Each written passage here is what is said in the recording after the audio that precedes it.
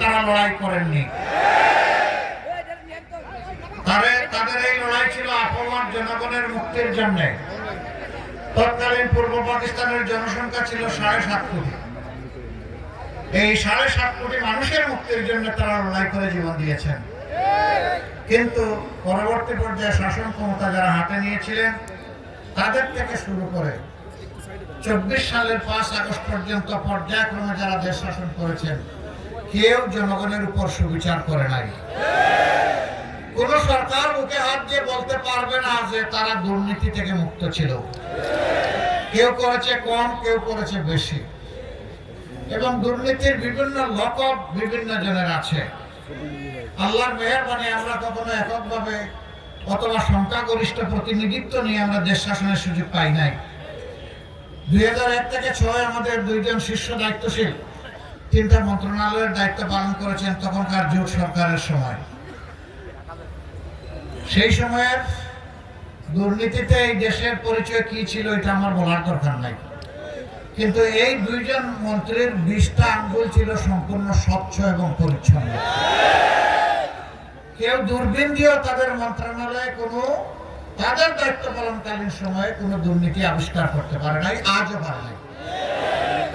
ইনশাআল্লাহ ওই মানুষগুলা নিজ হাতে যে মানুষগুলা গড়ে গিয়েছেন, তারা দুনিয়া থেকে বিদায় নিয়েছেন। আল্লাহর কাছে তারা নিশ্চয়ই ন্যায় বিচার পাবেন। তাদেরকে অন্যায়ভাবে খুন করা হয়েছে, আল্লাহ তাআলা তাদেরকে শহীদ হিসাবে কবুল করুন। আর তাদের শহীদের রক্ত, শাহাদতের রক্ত দিয়ে বাংলাদেশের মানুষের আল্লাহ মুক্তির ব্যবস্থা করে দেন। যে ভাইরা তারা যাদেরকে গড়ে গেছেন, তারা এখন এগিয়ে এসেছেন। আমরা দেশের মানুষের কাছে খুবই কৃতজ্ঞ। 15.5 বছর আমাদের নির্দিষ্ট কোনো ঠিকানা ছিল না। অসংখ্য মানুষ আমাদেরকে আশ্রয় দিয়েছেন, তাদের বাড়ি ঘরে থাকতে দিয়েছেন, সাহায্যের হাত বাড়িয়েছেন, আমাদের জন্য দোয়া করেছেন, আমাদেরকে সাহস জুগিয়েছেন, আমাদেরকে তারা পরামর্শ দিয়েছে।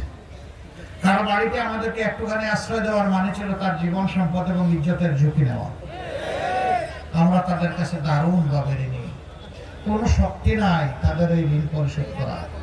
শুধু আল্লাহ তাআলার দরবারে দোয়া করি, ও আল্লাহ, আমাদের বিপদে মানবতার খাতিরে যারা আমাদের পাশে দাঁড়িয়েছিল, আমাদেরকে একটুখানি সাহায্য করেছিল, আশ্রয় দিয়েছিল, তুমি তোমার রহমতের কুলে তাদেরকে আশ্রয় দাও। তাদেরকে দুনিয়ায় সম্মানিত করো, তাদেরকে আখিরাতে সম্মানিত করো। প্রিয় দেশবাসী, 12 তারিখের এই নির্বাচন কোনো সাধারণ ইস্যু না।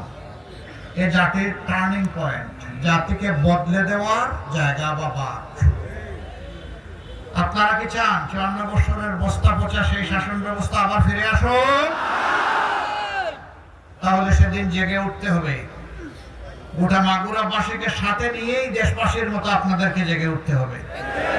এই দেখেন, এত রাতের এখানকার এই সমাবেশ আমরা কিন্তু আগের থেকে এটা ঠিক করি নাই। এটা কয়েক ঘন্টার ব্যাপার। আপনারা এসেছেন, তার মানে কি? তার মানে মুক্তির মিছিলের পক্ষে আজকে সারা বাংলায় গণজোয়ার শুরু হয়েছে। এটা আল্লাহ তাআলার মেহেরবানি, এটি আমাদের কৃতিত্ব নয়। আমরা মজলুম ছিলাম, আমরা কেঁদেছি, চোখের পানি ফেলেছি, আমাদের জন্য নয়, প্রিয় দেশবাসীর জন্য। আমরা বিশ্বাস করি আল্লাহ তাআলা আমাদের চোখের পানি কবুল করেছেন। ভালো কিছু হলে সম্পূর্ণ কিছু আল্লাহ তাআলার মেহেরবানি, দুর্বল কিছু হলে দায় আমাদের। আল্লাহ যেন আমাদেরকে ক্ষমা করে দেন। 2টি ভোট, একটা হচ্ছে গণভোট আর একটা হচ্ছে সাধারণ নির্বাচন। গণভোটে হ্যাঁ মানে হচ্ছে আজাদি, না মানে হচ্ছে গোলামি। আপনারা একবার বলুন, গোলামি না আজাদি? গোলামি না আজাদি? ইনশাআল্লাহ দেশবাসী আজাদি চায়, যুব সমাজ আজাদি চায়। বুক চিতিয়ে যুদ্ধ করে প্রমাণ করেছে অন্যায়ের কাছে, দানবের কাছে, আধিপত্যবাদের কাছে আমাদের যুব সমাজ মাথা নত করবে না। এই যুব সমাজকে কেউ মনে করেছে ঘুমিয়ে পড়েছে? না, এরা অতন্দ্র প্রহরী। এদের চোখ তন্দ্রা স্পর্শ করতে পারে না। দিল এদের সোজা, হাত এদের মজবুত। যেমন খালি হাতে সেদিন গুলি মোকাবিলা করেছে, এখন যদি কেউ জাতির ভাগ্য নিয়ে কোনো টানাটানি করতে চান, এবার ভরা মুষ্টিতে তার মোকাবেলা করবে এই যুব সমাজ।